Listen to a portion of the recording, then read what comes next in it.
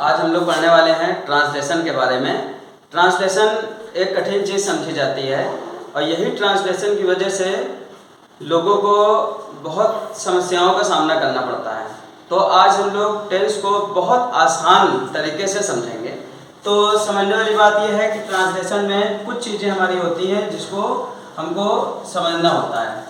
Subject होता है, helping verb होती है, वर्ब होता है, ऑब्जेक्ट होता है। ये तो कॉमन चीज़ें हम लोग समझते चले आ रहे हैं। अदर वर्ड दो तरह का होता है, एक अदर वर्ड नंबर 2 होता है और एक अदर वर्ड नंबर 1 होता है। नंबर 1 वाले को पहले इसलिए लिखा है क्योंकि वो पहले आया है और नंबर 2 को बाद में इसलिए लिखा है क्योंकि वो लास्ट में आया है।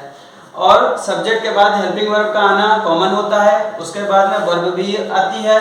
अब ऑब्जेक्ट की बात करते हैं। ऑब्जेक्ट 4 तरह का होता है, object number 1, object number 2, object number 3 और ऑब्जेक्ट नंबर 4। अब हमें कॉमन सा एक सेंटेंस लेते हैं, सिंपल सा, एकदम सिंपल सा सेंटेंस कि आज गुलाब ने गुलाब को गुलाब से गुलाबों के घर में गुलाबी समय में मुझे भी गुलाब दिया है। अगर इस तरह का सेंटेंस आ जाता है तो हम लोगों को समझ में नहीं आता है कि हम ऐसे सेंटेंस किस तरह से बनाएंगे। तो इसको बनाने का बहुत सिंपल सा तरीका ये होता है कि सबसे पहले हम क्वेश्चन करते हैं कि अदर वर्ड नंबर 1 हमको चाहिए। तो अदर वर्ड नंबर 1 की बहुत सिंपल सी पहचान ये होती है कि जब सेंटेंस में कहीं भी आज आ जाए, कल आ जाए, आजकल आ जाए, अब आ जाए, अभी आ जाए या अभी हाल में आ जाए, तो अगर इस तरह की चीज़ें आती हैं तो उसको हम लोग सबसे पहले लिखते हैं। यानी कि अदर वर्ड नंबर 1 क्या होता है, वो हमारा आज होता है, कल होता है या पूरा आजकल भी होता है या अभी होता है या अभी हाल में होता है।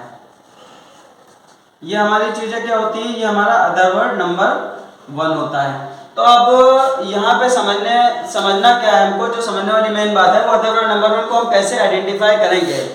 How can we easily understand about other word number 1। तो उसको आइडेंटिफाई करने का बहुत आसान सा तरीका हम सेंटेंस में देखेंगे, आज कल, आजकल, अब, अभी, अभी हाल में। अगर ये आते हैं तो इनको हम सबसे पहले लिखेंगे, सबसे पहले यानी कि आज। तो सबसे पहले हम लोग क्या लिख देंगे, आज को लिख देंगे, हमारा नंबर 1, अदर वर्ड नंबर 1 हमको मिल गया है। अब हमको क्या चाहिए, अब हमको सब्जेक्ट दिया है, सब्जेक्ट चाहिए। सब्जेक्ट का पता कैसे लगाएंगे, हम लोग आखिरी की मात्रा से, ये जो आखिरी की मात्रा है ये, इससे हम पूछेंगे कुछ सवाल। कौन सा सवाल पूछेंगे, सब्जेक्ट का अगर पता हमको लगाना है तो हम इससे कौन, किसने और किसको का प्रश्न पूछते हैं। कौन, किसने, किसको का प्रश्न पूछते हैं, किससे पूछते हैं, आखिरी की मात्रा से पूछते हैं। तो आखिरी की मात्रा से अगर हम कौन, किसने, किसको का प्रश्न पूछेंगे तो हमें सब्जेक्ट अपना मिल जाएगा। तो उसमें कैसे क्लियर होगा कि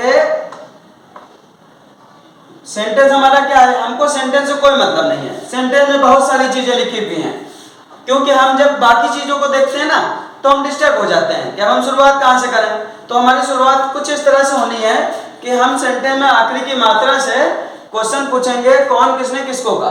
तो कौन, किसने, किसको का प्रश्न पूछने के लिए हम क्या करेंगे कि भाई कौन दिया है तो इसको कोई क्लैरिटी आ ही नहीं रही यहाँ पे, तो हमको पूछना है कि किसने, किसने दिया है।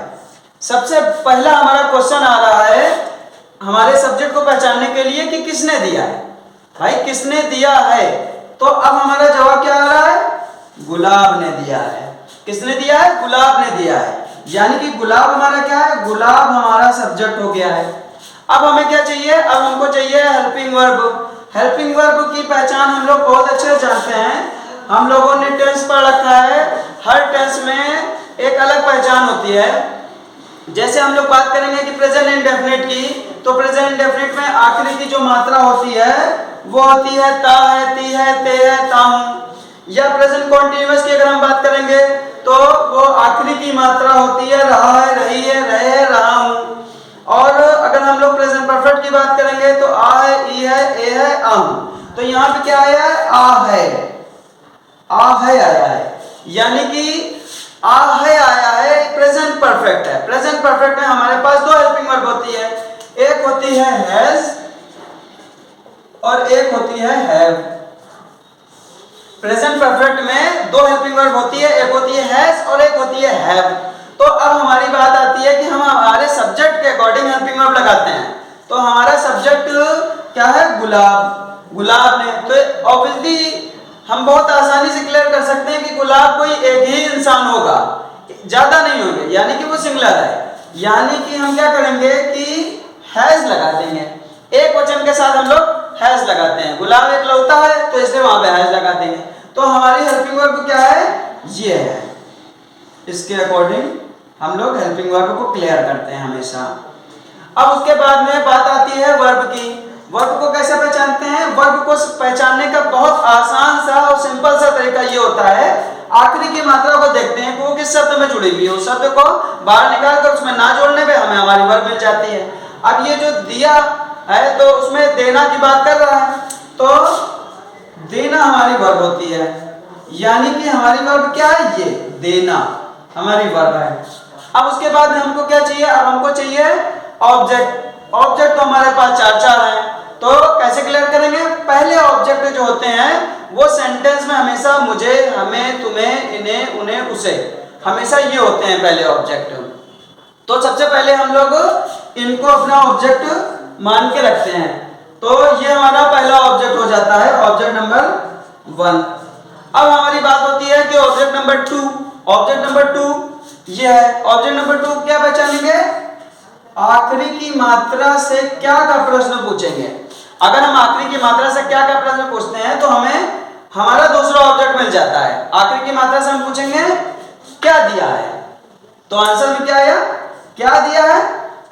गुलाब दिया है। तो हमारा दूसरा ऑब्जेक्ट क्या है? गुलाब, यानी कि रोज। अब उसके बाद में हम बात करते हैं ऑब्जेक्ट नंबर 3 की। ऑब्जेक्ट नंबर 3 की पहचान क्या होती है? आखिरी की मात्रा से कहां का प्रश्न पूछते हैं। इसमें हम लोग आखिरी की मात्रा से कहां का प्रश्न पूछते हैं। जब हम कहां का प्रश्न पूछते हैं तो हमें हमारा तीसरा ऑब्जेक्ट मिल जाता है। तो कहां दिया है, हमारी सारी बात घुमा फिरा के ये आखिरी की मात्रा पे ही शुरू होती है और वहीं पे खत्म हो जाती है। कहां दिया है? गुलाब कहां दिया है? तो जवाब क्या आया? गुलाबों के घर में। कहां दिया है? गुलाबों के घर में दिया है। यानी कि गुलाबों के घर में हमारा ऑब्जेक्ट नंबर 3 है। अब उसके बाद में हमको क्या चाहिए? Object number 4। ऑब्जेक्ट नंबर 4 को हम लोग कैसे आइडेंटिफाई करेंगे? हम लोग आखिरी की मात्रा, ये आखिरी की मात्रा से हम लोग कब का प्रश्न पूछेंगे। अगर हम आखिरी की मात्रा से कब का प्रश्न पूछते हैं तो हमको पता चल जाता है कि हमारा ऑब्जेक्ट नंबर 4 क्या है और कैसे हम लोग उसको लिखेंगे। तो आखिरी की मात्रा से ऑब्जेक्ट नंबर 4 कैसे क्लियर करते हैं कि कब का प्रश्न पूछेंगे। कब दिया है भाई? गुलाब कब दिया है? ऑब्वियसली ये क्वेश्चन आएगा कि गुलाब कब दिया है। तो कब दिया है?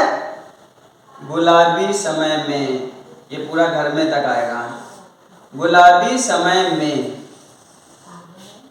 तो ऑब्जेक्ट नंबर 3 क्या है? गुलाबों के घर में। और ऑब्जेक्ट नंबर 4 क्या है? गुलाबी समय में। गुलाबी समय में। तो अब बात क्या आती है? हमें क्या क्या मिल गया? हमें अदर वर्ड नंबर 1 मिल गया, हमें सब्जेक्ट मिल गया, हमें हेल्पिंग वर्ब मिल गया, वर्ब मिल गई, ऑब्जेक्ट मिल गया, ठीक। और फिर भी हमारे पास कुछ चीजें नजर आ रही हैं। उसके लिए हम लोग क्या करते हैं? उसके लिए हम लोग अदर वर्ड नंबर 2 को पहचानने का तरीका क्या होता है कि सबसे पहले हम लोग अपनी बाकी फॉर्मेलिटीज को अदा करते हैं। यानी कि इतनी चीजों को पहले हम क्लियर कर लेते हैं। इतनी चीजों के बाद जो कुछ भी रिमेन बचता है उसको आखिरी की मात्रा से उल्टा चल के बारी बारी से लिख देते हैं। तो क्या यहां से अगर हम लोग उल्टा चलेंगे तो क्या बचा भाई? एक तो बी बच गया, ये तो एकदम आखिरी में जाएगा। अब गुलाब से बचा, तो अदर वर्ड नंबर 2 का पॉइंट 1, उसके बाद अदर वर्ड नंबर 2 का पॉइंट 2। तो हमारा क्लियर कैसे हो गया? हम लोग अगर इसको ट्रांसलेट करेंगे तो कैसे करेंगे? रूल्स के मुताबिक सबसे पहले हमने क्या लिखा? आज, यानी कि हमने लिखा टुडे। हाँ, तो हमको अदर वर्ड नंबर 1 मिल चुका है। अब हम क्या करेंगे? अब हम लोग सब्जेक्ट का पता पहले लग चुका है हमको। सब्जेक्ट क्या है? सब्जेक्ट हमारा था गुलाब ने, तो गुलाब, गुलाब नाम है इसलिए गुलाब लिखेंगे, रोज नहीं लिखेंगे। उसके बाद में हमें एलपी वर्ब मिल चुका था हैज। उसके बाद में हमको वर्ब चाहिए थी देना, गिव, गेव, गिवन। हमको पता है कि हर परफेक्ट में वर्ब की थर्ड फॉर्म आती है, तो हम लोग यहाँ पर भी वर्ब की थर्ड फॉर्म लगाएंगे। तो गुलाब हैज गिवन। उसके बाद में हमें क्या चाहिए, वर्ब के बाद हमको क्या चाहिए होता है, वर्ब हमारा क्लियर हो गया यहाँ। अब हमको ऑब्जेक्ट चाहिए होता है। ऑब्जेक्ट हमारे पास ऑलरेडी 4 दिए हुए हैं। Object number 1, object number 2, object number 3, object number 4। हम लोगों को पहले ही क्लियर कराया गया है कि ऑब्जेक्ट नंबर 1 को हम लोग कैसे आइडेंटिफाई करेंगे, ऑब्जेक्ट नंबर 2 को कैसे आइडेंटिफाई करेंगे, और 3 को कैसे आइडेंटिफाई करेंगे, और 4 को कैसे आइडेंटिफाई करेंगे। तो हमको सबसे पहले ऑब्जेक्ट नंबर 1 चाहिए। ऑब्जेक्ट नंबर 1 में क्या हमारा आता है, मुझे, तो मी कर देंगे हम यहाँ पे। ऑब्जेक्ट नंबर 1 मिल गया। अब उसके बाद में ऑब्जेक्ट नंबर 2 में हमारा क्या था, क्या दिया है, ऑब्जेक्ट नंबर 2 में क्या है, गुलाब। अब ये गुलाब जो है ये रोज है, तो हम लोग इसको रोज लिखेंगे। उसके बाद में हम क्या करेंगे कि ऑब्जेक्ट नंबर 3, ऑब्जेक्ट नंबर 3 क्या है, कहां दिया है, गुलाबों के घर में, इन गुलाबों होम। ऑब्जेक्ट नंबर 3 हो गया। अब हमें क्या चाहिए, ऑब्जेक्ट नंबर 4। ऑब्जेक्ट नंबर 4 में क्या होता है, गुलाबी समय में। गुलाबी समय में क्या होता है कि इन रोजी टाइम। ठीक। अब उसके बाद में हमारा ऑब्जेक्ट नंबर 4 क्लियर हो गया। अब क्या बचा हमारा, other word number 2। Other word number 2 में जो पहला पॉइंट है वो गुलाब से है। गुलाब से फ्रॉम रोज।